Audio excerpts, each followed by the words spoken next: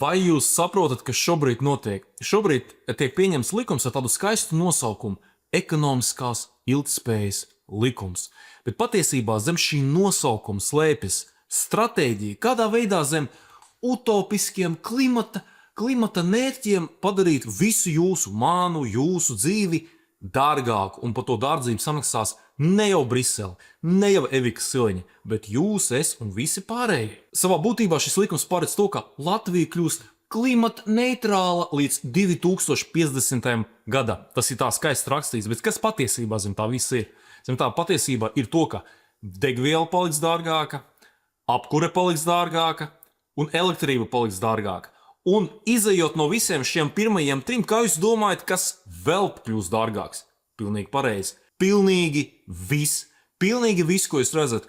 Produkti, transports, pakalpojumi, viss kļūs dārgāks. Pēc būtības šo visu varētu nosaukt ar tādu, ziniet, nosaukumu kā jaunu nodokli. Nodoklis uz dzīvi Latvijā. Neviens tajā likumā patiešām jau nepasaka to, ka tur degviela vai fosilais kurināmais būs aizliegts. Aiz tā visa stāv cenas un nodevas, kas piespiedīs vai nu jūs maksāt vairāk, vai arī atteikties no personīgā transporta, no silta mājokļa, vai vispār no pārvietošanās un braukšanas kaut kur. Fakts ir tas, ka Latvija jau šodien ir viena no zaļākajām valstīm, ja ne pasaulē, tad Eiropā pilnīgi noteikti. Pēc būtības mums jābūt lētākam transportam, lētākai degvielai reģionā, lētākai elektrībai, bet mūsu realitāte ir pilnīgi pretēji. Pēc būtības šis likums jau nav tāpēc, lai kādam kaut ko uzlabotu, tikai par to, lai jūs te bāliņi Latvijā dēļ kaut kādām Briseles utopistu klimata neutralitātes zaļās ekonomikas idejām vienkārši banāli maksātu